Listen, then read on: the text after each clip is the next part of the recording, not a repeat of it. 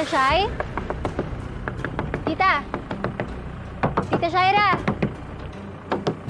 Tita! Tita, kamusta na po kayo? Itikom mo nga yung bibig mo at wag na wag mo akong tatawaging tita dahil baka may makarinig pa sa'yo. Pwede niyo naman po sabihin niya ng maayos Ba't po kayo sumisigaw? Sumasagot ka pa talaga. Teka, di ba si Billy tsaka si Quago yan? Nagawa nila yung dalawa dito. Billy? Quago? Oh, anong ginagawa niyo dito? Oh, Shaira, anong sinasabi mo kay Billy? Ba't parang nag-aaway kayo? Billy, narinig ko tinawag mo siyang tita. Magkaano-ano ba kayo, Billy?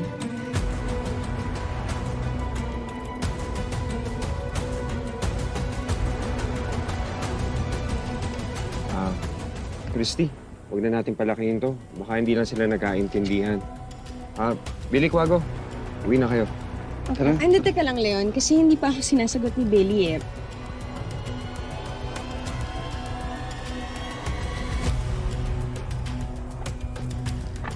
Oh.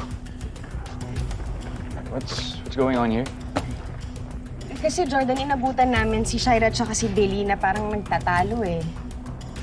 Inabutan namin sila ni Shaira na parang may pinag-aawayan. Kaya gusto ko lang naman malaman, ano ba yon? Ano bang pinag-uusapan ninyo? Chay, okay lang ba kung bumaba ka dito para maayos natin to?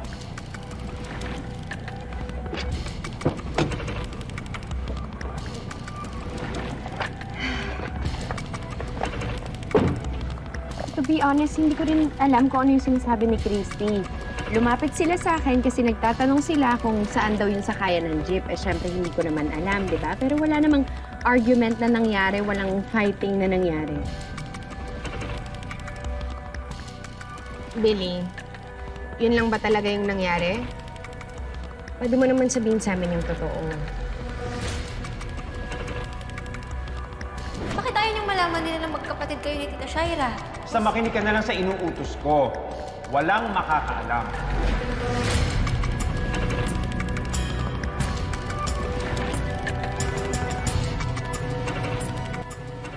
Pasensya na po, Nay Christy, kung nag-alala po kayo. Pero tama po yung sinabi niya. Magtatanong lang po sana kami kung paano po kami makakauwi.